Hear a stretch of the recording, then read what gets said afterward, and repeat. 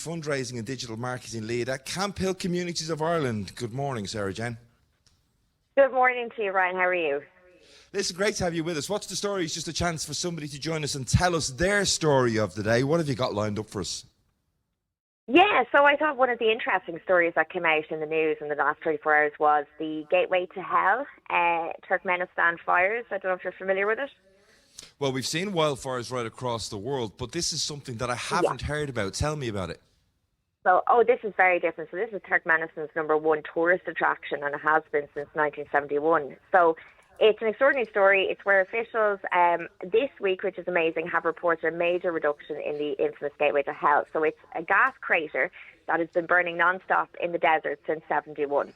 And it started when Soviet scientists accidentally drilled into a gas field, and in an attempt to prevent the spread of methane, they actually set it alight. And the result, it's been on fire non-stop for the last 50 years. It's like a pit of 30 metres deep, 69 metres wide, and it's been spewing out harmful methane gas for over 50 years.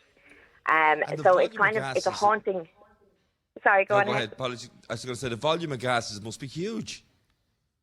I think they have the 4th largest reserve of gas in the world, as far as I know, something like that. So it's massive. And they didn't intend for that to happen. They didn't think it was as big as that. They thought they were just going to burn it off. But it's been non-stop since then, and it's finally been reported yesterday that it's actually seen a reduction, which is good news. I suppose it's a haunting image of how human actions, however well-intentioned, can have an enormous environmental consequence. And I suppose the reason it stuck with me is because it made me reflect on the work that we do at Camphill Communities of Ireland, where we approach living gently on the earth. Everything, the ethos of Camphill is, as we are a disability service, yes, we actually work in communities that promote biodiversity and sustainability, and we work a lot in rural farms. So it kind of just it struck with me how whatever way we intention our work to be good, sometimes it can have a backwards effect, but at Camphill we promote that. We're committed to environmental sustainability, organic practices, building inclusive communities that support people with intellectual disabilities in beautiful natural settings. Give me some examples of the practical steps that you make to achieve that. Yeah, well, actually, Dingle, just recently, one of our communities, have just this week been granted their organic status, and they take part in a farmers market, and it has to be goods or items that are grown organically and in the community. So they actually go to market every week with their veg, and their crafts are made locally as well. We have several other communities, Grange Beg, they have farming there, they have lambs, they have calves, and it's all about doing it in a organic approach, and some of our communities are members of the Organic Trust, granted that status. So it's great to see it. Doing things organically obviously brings a different set of challenges to maybe how we farmed and produced food through the 70s, 80s and 90s, when we thought all of these chemical fertilisers and feeds and pesticides were absolute complete wonder because of the jobs that they did. How long do you think it's going to take for us to make a full reset in that regard?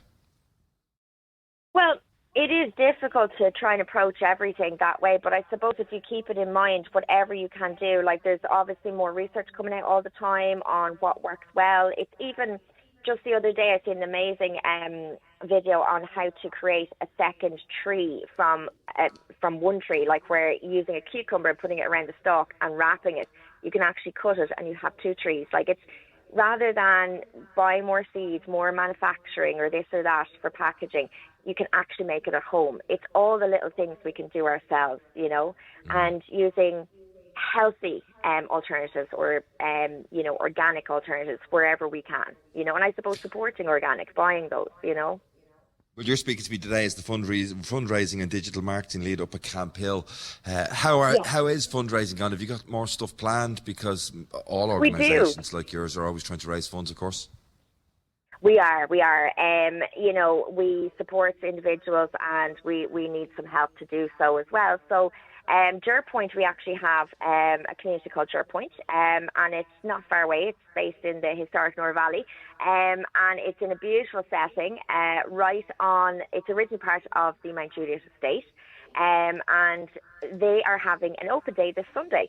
And we're going to open up the grounds. It's a beautifully restored 18th century residence. And it's going to be this Sunday from 1:30 to 5 p.m. And they're going to have some live music and performances from the Kilkenny studio violinists. They're going to have a barbecue, an ice cream stand, bric-a-brac, loads of amazing things. So we'd really love people to, support us on the day and head on down. It's a great family day, and it's in a beautiful setting as well.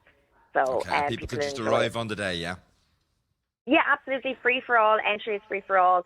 And there's plenty of grounds there. And it's in a stunning location just outside Thomastown as well. So it's going to be really beautiful. And what time is it all starting at? So we have it from 1:30 to 5 p.m. If they go onto our social media, you can get the air codes and the directions. It's Jerpoint anyway. It's Camphill Jerpoint. Just out 5 kilometres from Thomastown. Well, best of luck for that event this weekend. Sarah Jane Murphy, fundraising and digital marketing leader at Camphill Communities. Thank you very much for joining us. The 3 children are back from their sprint up to the far.